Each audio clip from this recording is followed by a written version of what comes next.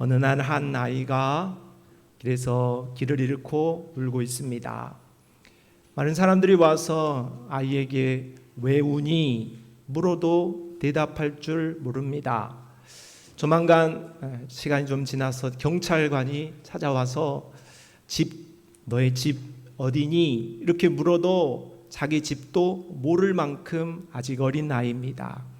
그런데 잠시 후에 한 할머니가 나타났습니다. 그 할머니는 그 부모도 알고 아이도 알고 집 주소도 알고 있습니다. 그래서 이 아이는 이 할머니의 손을 잡고 부모 곁으로 갔고 울음을 그치고 곧 평안해질 수 있었다 하는 것입니다. 우리는 이 어린아이와 같이 집도 모르고 주소도 모르고 갈 방법도 모르는 천국에 그렇게 맹인과 같은 자들이었습니다. 그러나 우리의 길이요 진리요 생명 되시는 예수 그리스도의 손을 잡고 오늘 우리가 하나님의 나라 천국에 들어가게 되어진 줄로 믿습니다.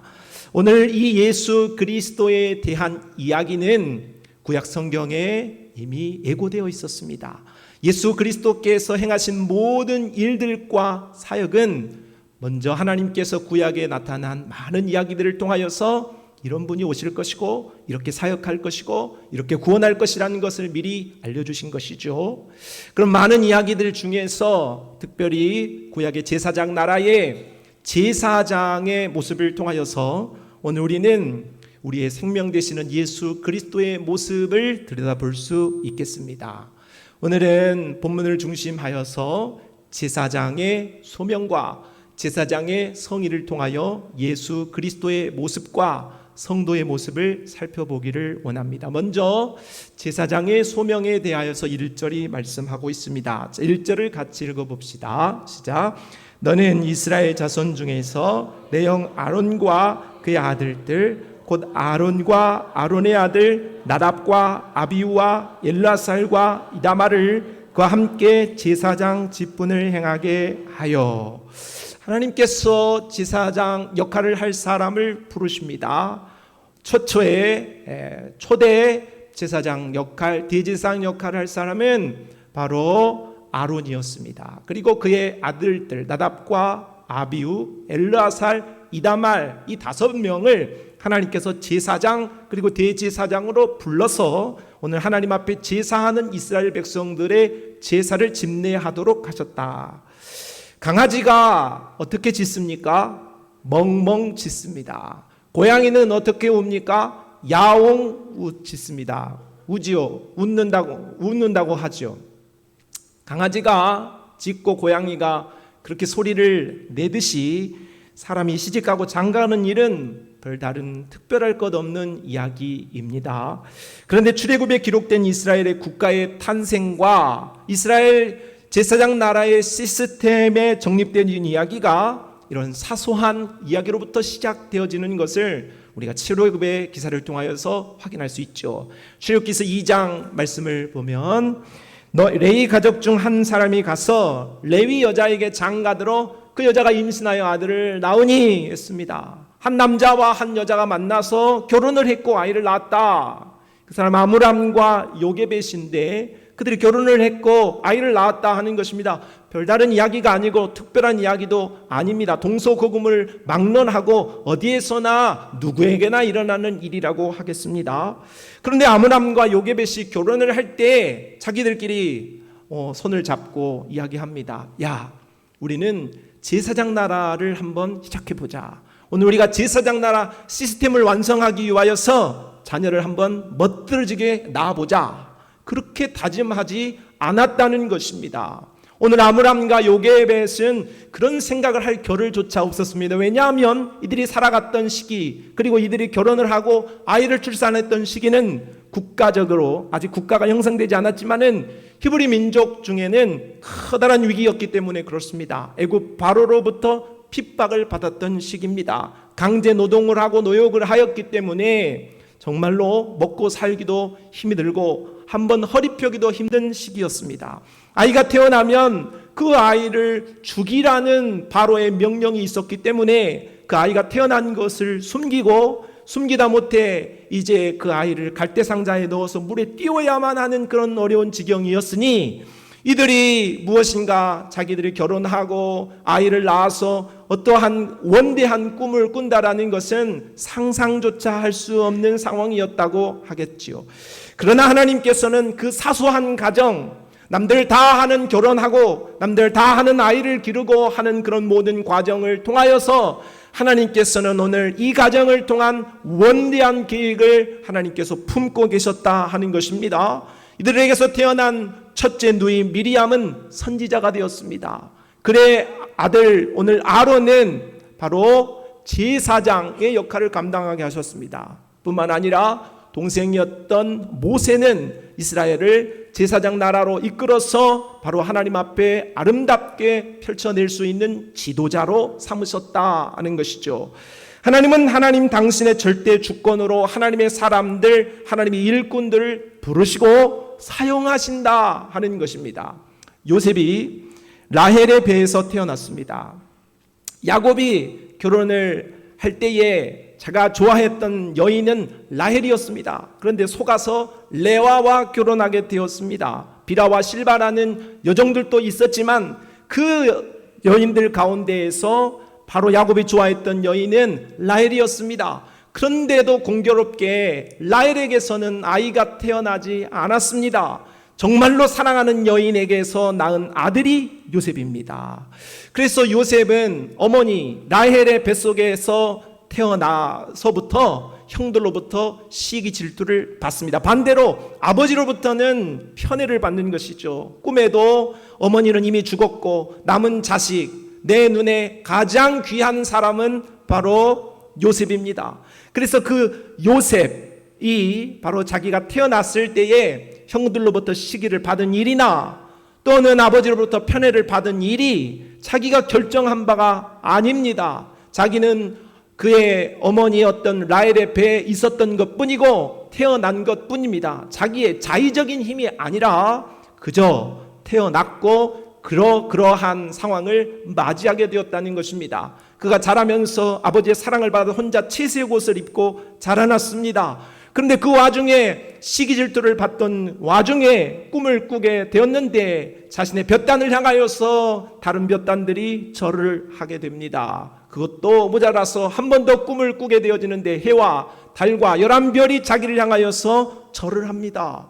이게 무슨 일입니까? 이 말은 네가 왕이 되겠다는 말이냐 할 만큼 형들의 미움을 받게 하는 말이었습니다.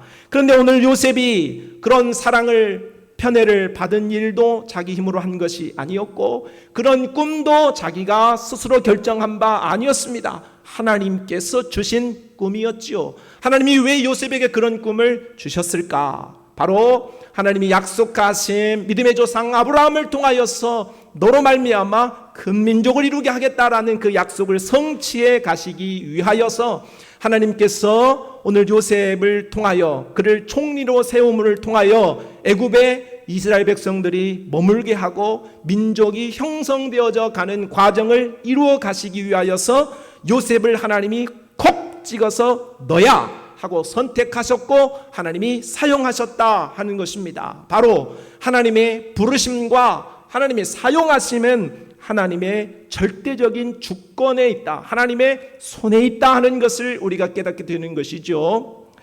고라라는 사람이 있었습니다. 다단과 아비람, 온이라는 세 명의 사람들과 함께 당을 짓습니다. 민주당, 국민의힘 이런 당처럼 이들이 당을 지었습니다.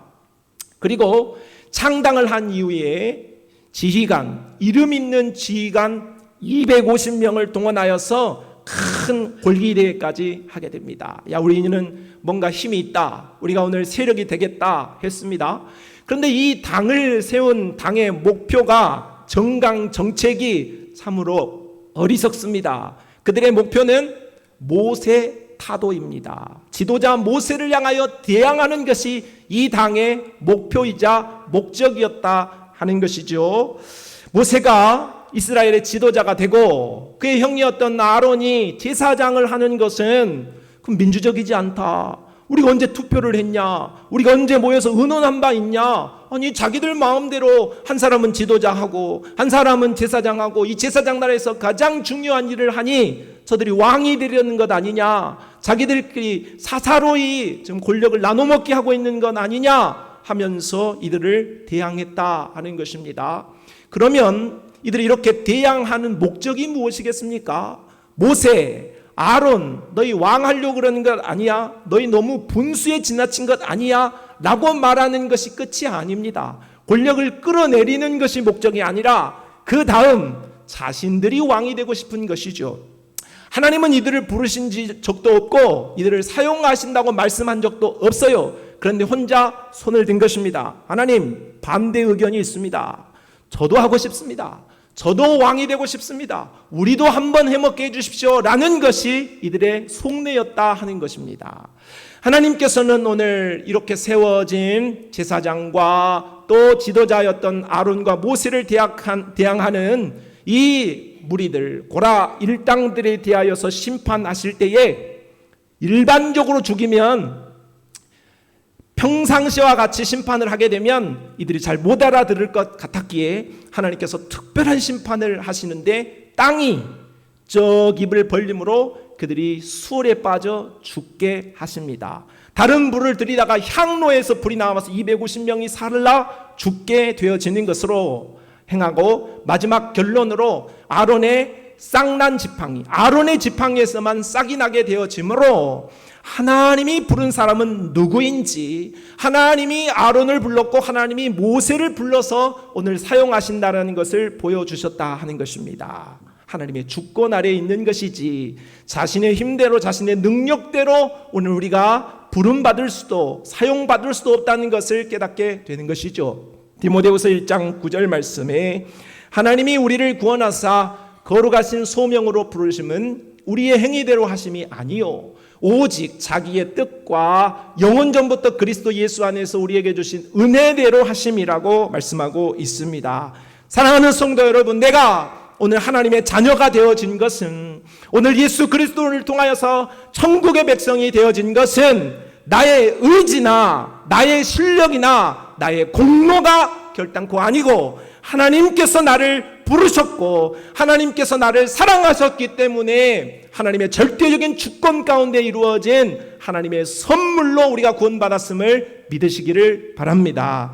로마서 11장 29절 말씀에 하나님의 은사와 부르심에는 후회하심이 없다 했습니다. 나는 내 모습을 보면 후회가 돼요, 안 돼요?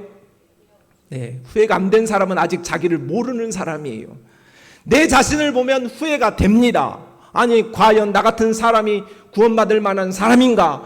과연 나 같은 사람이 하나님의 사랑을 받을 만한 사람인가? 그렇게 깨닫는 자가 진정으로 자기를 아는 자이지요. 그래서 우리는 우리 스스로를 보면서도 후회해요.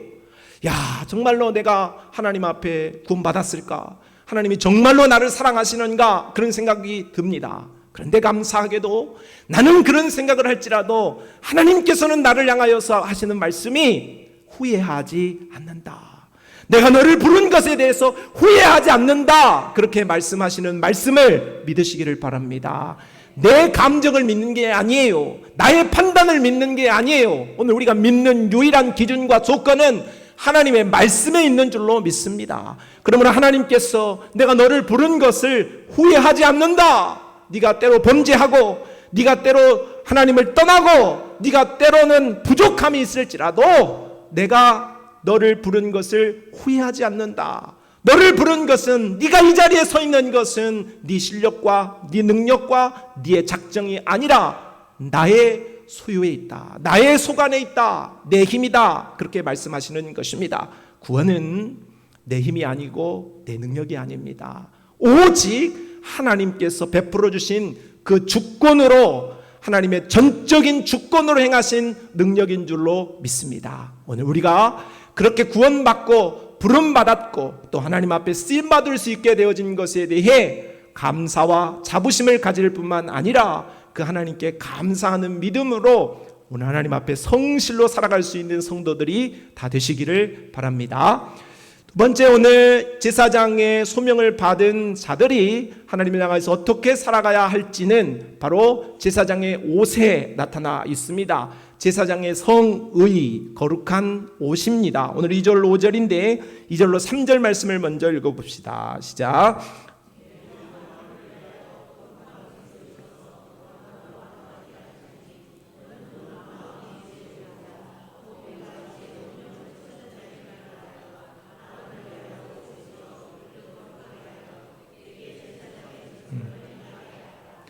자, 아론 그의 아들들이 제사장과 대제사장으로 하나님께 부름을 받았습니다.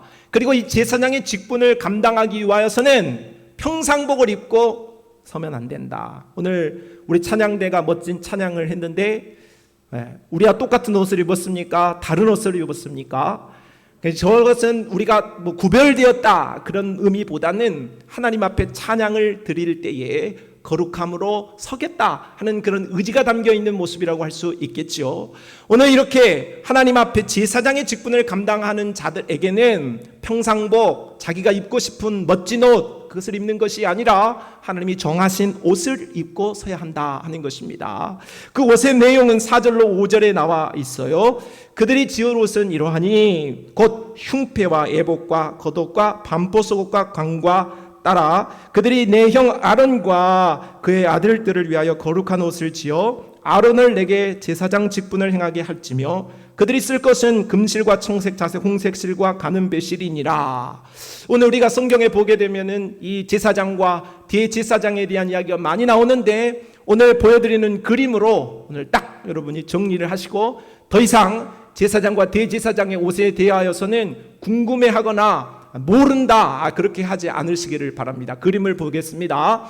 자, 오른쪽 화면의 오른쪽에 보시는 옷이 두 가지가 있죠. 그렇습니까? 시력이 안 좋으십니까? 보이시죠? 한 사람이 입은 옷은 무슨 색입니까? 파란색. 그리고 또 한 사람의 옷은 하얀색입니다. 자, 제가 오늘 이걸 가르쳐 드릴 테니까 이것에 대해서 다시는 질문하지 마시기를 바랍니다. 자, 하얀색 옷은 따라합시다. 일반 제사장입니다. 또 파란색 옷을 입은 사람은 대제사장입니다. 자, 그래서 일반 제사장이 있고 대제사장이 있는데 이들의 입는 옷이 다릅니다. 자, 그런데 일반 제사장이 입는 옷은 세 가지고 대제사장이 입는 옷은 일반 제사장이 입는 옷 플러스해서 세 가지, 그러니까 모두 6가지가 되겠습니다. 오늘 6가지를 설명을 드릴 건데 그림에 보시면 먼저 가장 안쪽에 입는 옷은 속바지입니다. 그러니까 이거는 진짜 속옷이 되겠죠. 속바지를 먼저, 우리 사투리인가요? 고쟁이가 사투리인가요? 바지에 팬티를 입습니다. 속바지를 입습니다. 그건 제외하고 일반 제사장이 입는 옷을 세 가지를 말씀드리면 먼저 옷, 속옷을 입습니다. 그리고 띠를 두릅니다. 그리고 모자를 쓰게 되어지는 것이 관이라고 할 수 있겠습니다. 속옷과 띠와 관, 이 세 가지가 일반 제사장이 입는 옷이다 하겠습니다. 세 가지가 뭐라고요? 속옷과 띠와 관이다 했습니다. 거기에 더하여서 대제사장이 입는 옷은 세 가지가 더해진다 하는 것이죠. 먼저 겉옷입니다. 속옷은 하얀색이죠. 겉옷은 파란색이라고 할 수 있습니다.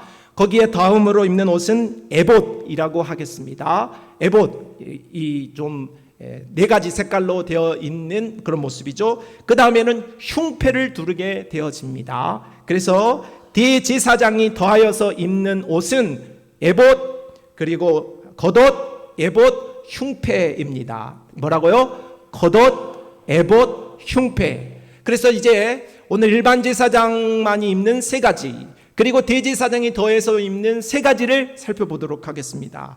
제사장, 이것에 대하여서 많은 해석을 할 수 있고 여러 가지 해석을 할 수 있는데 오늘 신약을 살아가고 있는 우리가 구약에 나타나 있는 제사장과 대제사장을 어떻게 바라보아야 하는가? 오늘 우리가 구약을 읽어갈 때에 이들을 무엇으로 바라보아야 하는가라고 할 때에 우리는 두 가지로 이것을 바라보고 해석할 수 있어야 하겠습니다. 하나는 예수 그리스도의 모습으로 볼 수 있어야 하고, 또 한 가지는 성도의 모습으로 볼 수 있어야 하는 것입니다.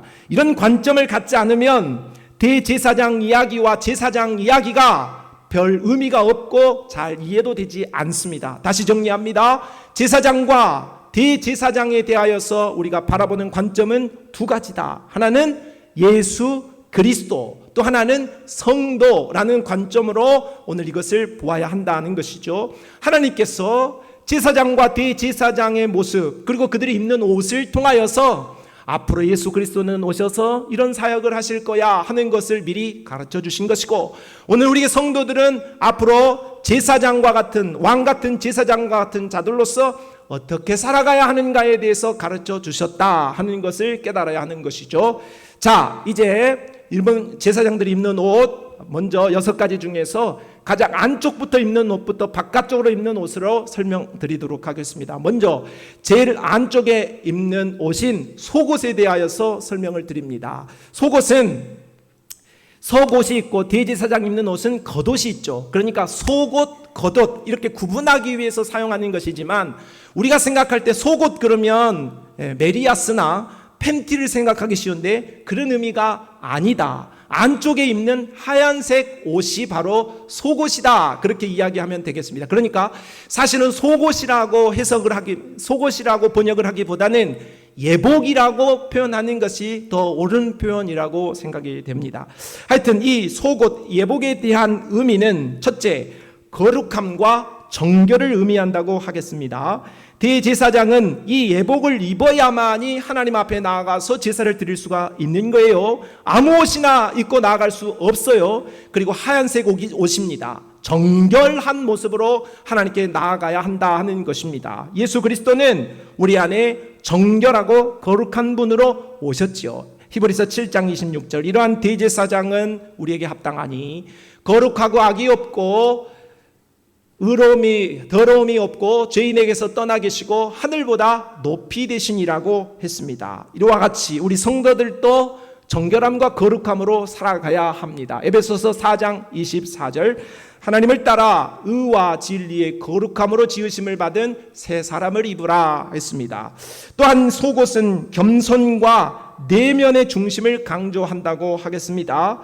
속옷은 대제사장 입는 파란색 겉옷보다 화려하지는 않습니다. 그러나 정결해야 하는 면에서, 그리고 안쪽에 입는다라는 의미에서 내면의 성결함이 필요한 것을 가르쳐 줍니다. 예수 그리스도는 그의 내면이 순결하시고 그의 중심이 겸손하신 분이셨죠. 마태복음 11장 29절에 나는 마음이 온유하고 겸손하다 했습니다. 우리 성도도 베드로전서 3장 4절 말씀과 같이 오직 마음에 숨은 사람을 온유하고 조용한 심령에 썩지 아니할 것으로 하라는 말씀대로 겉과 속이 달라서는 안 됩니다. 표리부동하면 안 된다는 거예요.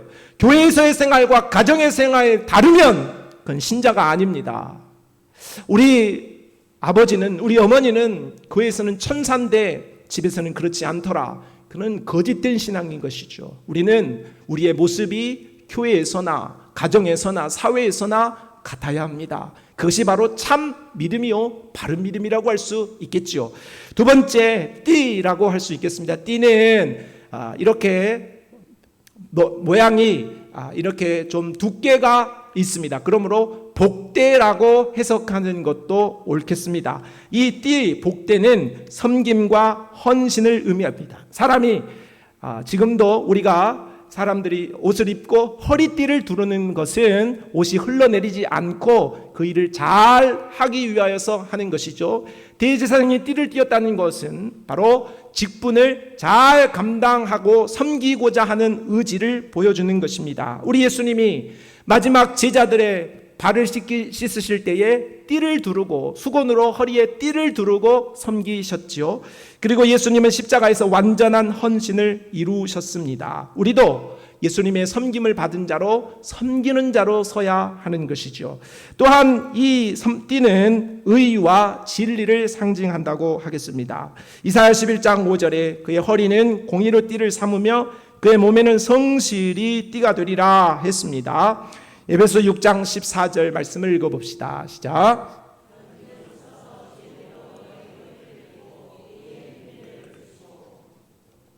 우리가 진리의 허리띠를 띠고 바로 말씀의 띠를 띠고 잘 하나님을 섬기는 자가 되어야 하고 성도를 섬기는 자가 되어야 하겠습니다. 세 번째로 관입니다. 머리에 쓰는 것이죠.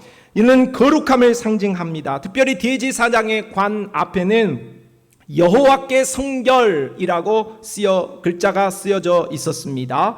하나님을 섬길 때에 성결하고 거룩한 자가 섬길 수 있고 또 하나님을 섬기는 자는 거룩해야 한다는 것을 말씀하는 거죠. 고린도서 1장 30절 예수는 하나님으로부터 나와서 우리에게 지혜와 의로움과 거룩함과 구원함이 되셨다 말씀했고, 베드로전서 1장 15절로 16절은 같이 읽어봅시다. 시작.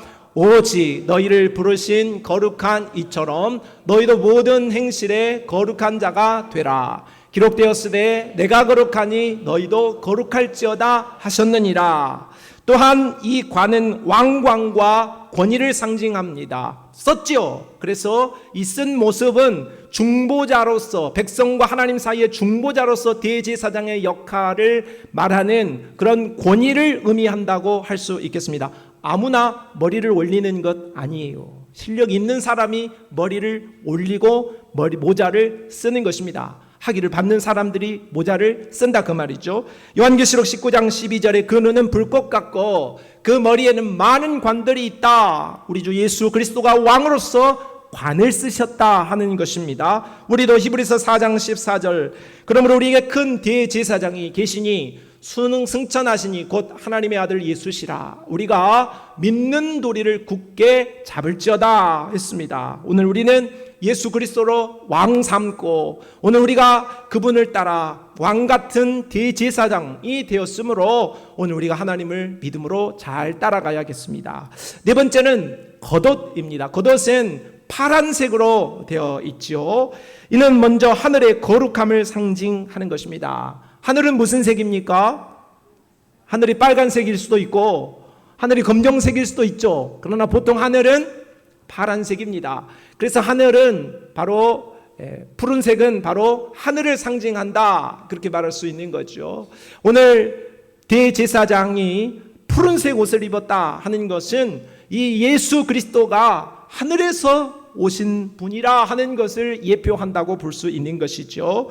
오늘 우리 예수 그리스도는 하늘에서 오셔서 이 땅에 사시다가 다시 하늘로 승천하신 분입니다. 하나님의 집 예수 그리스도의 집은 하늘이라는 것입니다. 오늘 우리도 예수 그리스도를 믿는 자가 되어서 하늘 시민권을 받게 되었죠. 골로새 3장 1절로 2절 그러므로 너희가 그리스도와 함께 다시 살리심을 받았으면 위의 것을 찾으라. 거기는 그리스도께서 하나님 우편에 앉아 계시느니라. 위의 것을 생각하고 땅의 것을 생각하지 말라 했습니다. 우리도 하늘에 속한 자이기에 땅의 것으로 사는 자가 되지 말고 하늘에 속한 삶을 살아야겠습니다.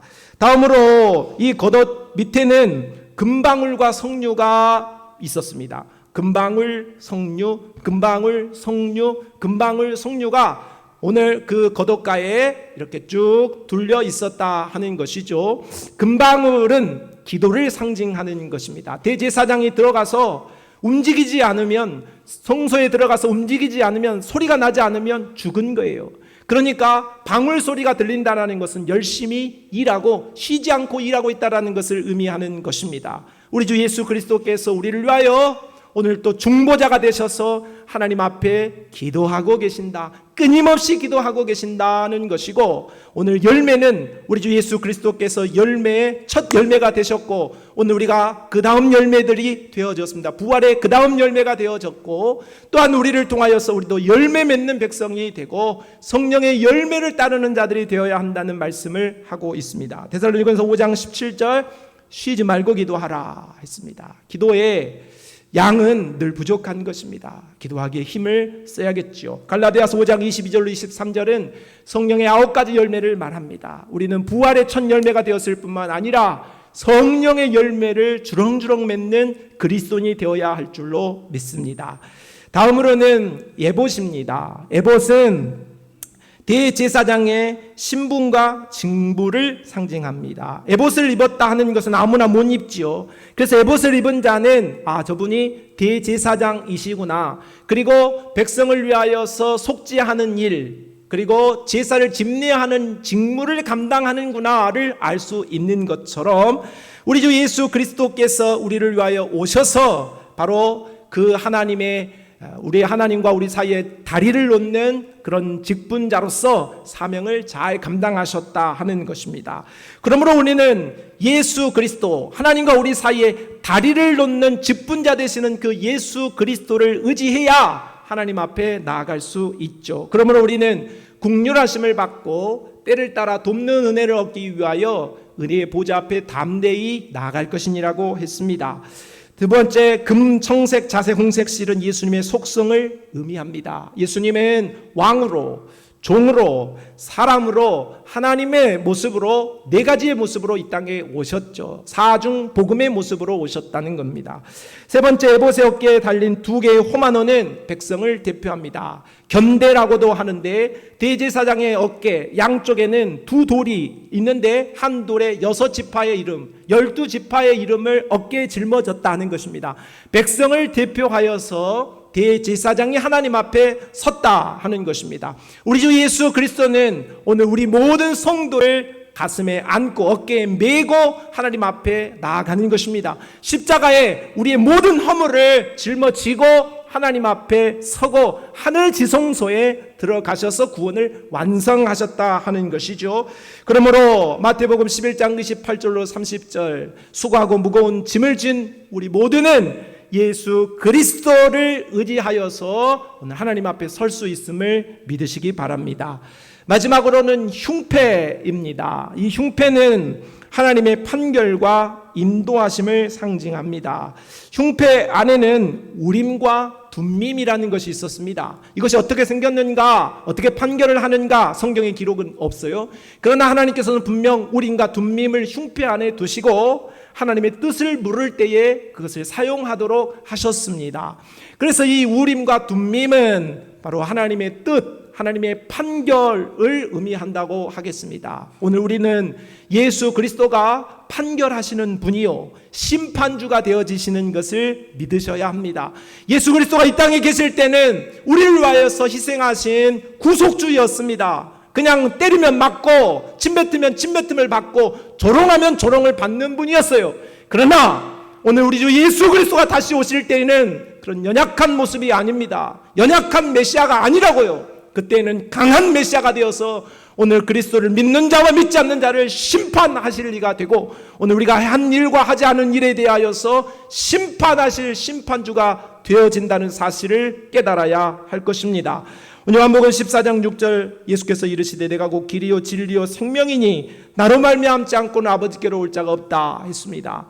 오늘 우리 성도가 그 예수 그리스도를 따라가게 되어질 때에 오늘 우리는 그리스도를 통하여 예수의 이름으로 하나님 앞에 묻고 하나님의 뜻이 무엇인지를 판결받아야 됩니다. 하나님, 내가 이렇게 말하는 것이 옳습니까? 하나님, 내가 이렇게 가는 길이 맞습니까? 하고 늘 하나님께 묻고 또 물어야 한다는 것이죠. 그래서 우리는 하나님의 이러한 판결을 그리스도로부터 받게 되어지는데 오늘날 하나님께서 우리에게 판결하신 그 기준이 어디에 되었냐? 바로 시편 119편 105절 말씀에 주의 말씀은 내 발의 등이요 내 길의 빛이라고 하였습니다. 바로 하나님의 말씀이 우리 안에 풍성할 때에 바른 판단을 바를 수 있고 옳은 판단을 바를 수 있음을 기억하시기를 바랍니다. 또한 이 흉패에는 12개의 보석이 있었습니다.